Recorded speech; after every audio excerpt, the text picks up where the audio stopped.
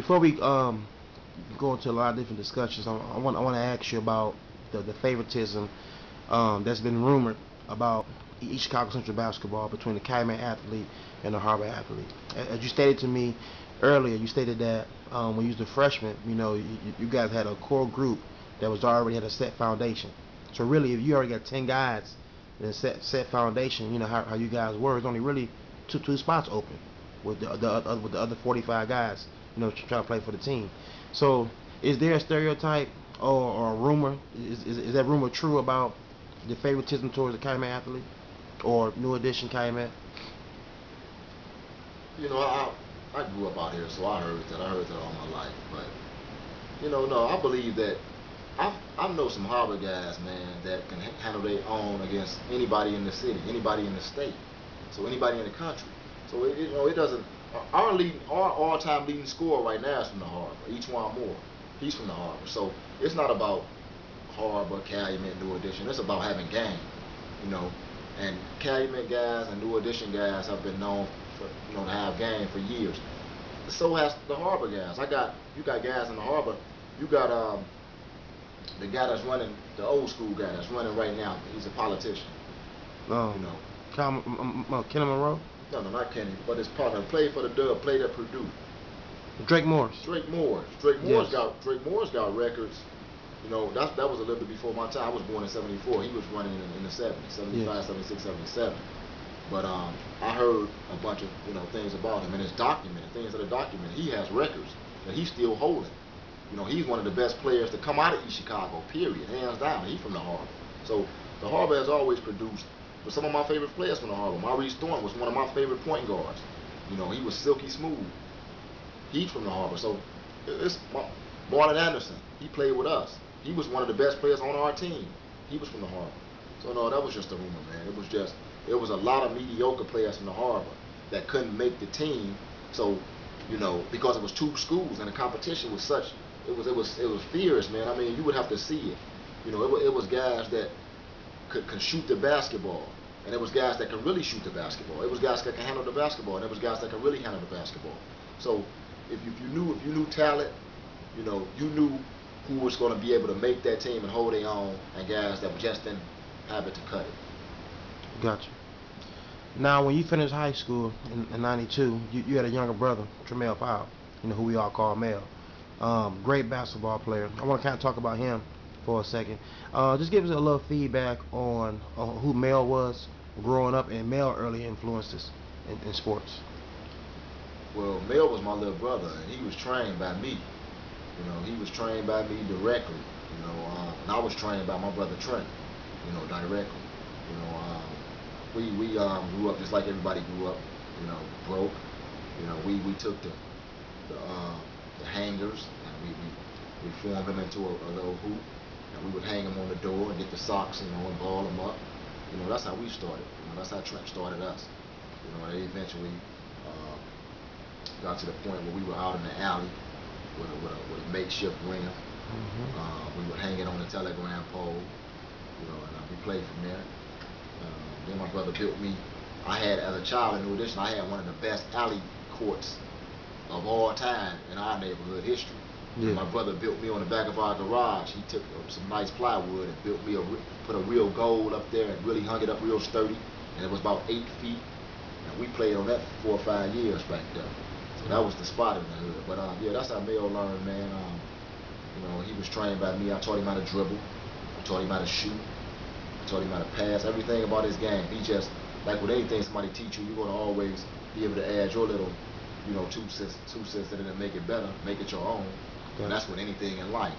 But yeah, that's how he came up. Now Mel was left-handed, so was it you being his big brother and his coach? Was it difficult giving him fundamentals because he was left-handed, or was it simple? No, it was simple for me because I didn't understand the left hand. That's how he shot it. That's how he shot it. I just told him to shoot it, and he ain't had no problem shooting it.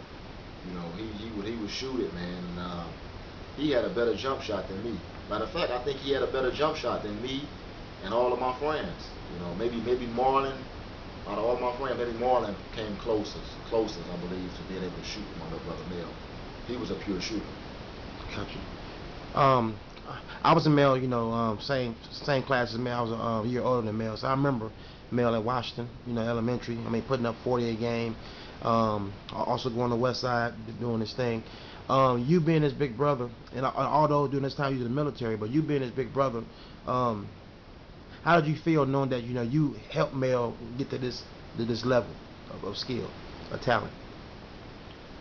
Well, I didn't go to the military till Tramel was I believe after his 8th grade season. Okay, So sorry. yeah, I think he had just entered high school when I left.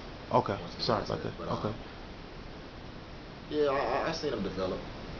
You asked me how did I feel about him. What was the question? For far as this game, because basically, as a coach or I mean, as a big brother, your goal always to help your little brother get better.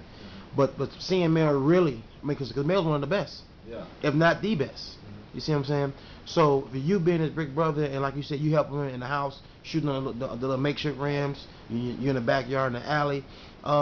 You as his big brother and being his teacher, how did it make you feel knowing that Mel skills was kind of exceptional? Oh, yeah, I was proud of him as as a big brother. Like I said, that's when Mel came up when the summer leagues were still popping, man. The summer Exactly. leagues were still hot. Calumet guys were still able to go to the harbor without getting killed. Exactly. And vice versa. New Edition, everybody was able to meet in New Edition. Everybody was able to meet in Rally Park. We were still all one big family at that time. Yeah. There was still a few fights, but it was no killings. The killings hadn't started. And Mel grew up in that scene. So I knew Mel was going to be tough, man. When he was young, when he was in 4th grade, 3rd grade, like I say, because he played with me. And at that time, I was tough. So I know how Mel was being raised. And then to see him play against his peers after playing with us, it was basically easy for him to play with the Fahim Mobleys that would put up a bunch of points too. Kenny I from the Harbor that would put up a bunch of points too. Lil Weenie, that would score. Yeah. So, them the guys that I remember as watching the younger generation come up, guys that was under us. Now, did Mel have like peers that he wanted to outbeat? Like you said, Fahim Mobley at the time was one of them great players. Did Mel ever tell you like I'm gonna go out there and I'm gonna kill Fahim today on the basketball court, or was it or was Mel just always because basically when I seen Mel, he was real reserved, always quiet, but he's scoring 40 points on you. Yeah. What kind of personality did Mel have as an athlete? Mel was quiet. He was laid back. I used to be the one telling him to go kill Fahim because I know Fahim was going to be trying to kill him. Exactly. You know what I'm saying? And I know Khan them was going to be behind Fahim. Because Calumet like that. They gonna be together. Yeah. Jack. So I had to tell my little brother, we playing 1-5-1 today. We playing MLK today. Fire gonna be coming. And you gonna be coming. You gotta bring it to him. You know what I'm saying? He gonna be trying to bring it to you. So yeah, I would try to get him pumped up, but he was quiet and laid back. He didn't used to say much, just nod his head. I already knew he was going to shoot the ball when he got in the game. He was a gunner. Yeah. He was taught by us. He going to shoot the rock. I wish I would have shot it more like Mel shot it. Gotcha. In 1998, I was in college, and my father gave me a call and said, "Hey, I have some bad news for you. Mel Powell, he just passed away." And I'm sitting in my dorm room like, wow, I was shocked at first. Because when I first thought about Mel, first thing I thought about was playing some league basketball against him. Seeing him at Washington put up 40 and 50 points. Seeing him at Central playing basketball again. I know he's your brother, but just give me a little feedback on your feelings when you heard the news about Mel. Well, I was almost there. I was out in the neighborhood, when it happened. And it was just a horrible time, man. It happened on my mother's April 25th, my mother's 60th birthday. Wow. So yeah, it was just a tragic time, man. Mel was, almost out of high school, and he was, on his way to a junior college in Texas. Exactly. Playing, and we had planned on him, basically getting his game back right because, like I say, the streets will take you under, man. I seen, basically my little city turned from sugar to shit, if I, can use those words. You good? The way we grew up close knit. Like I said, you could be in the harbor.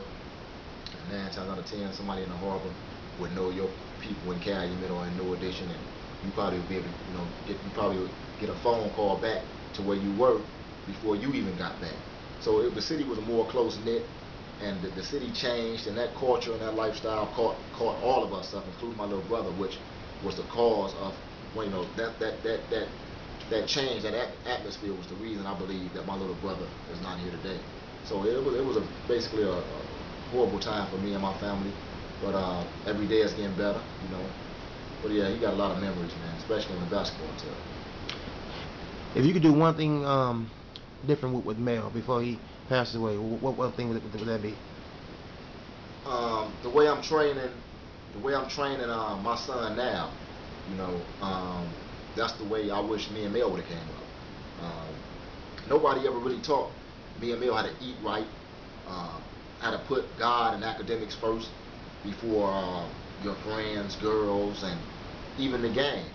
You know, if you're not trained properly, you can't do anything properly. You're not going to succeed at anything. You have to be trained properly, and you have to be dedicated.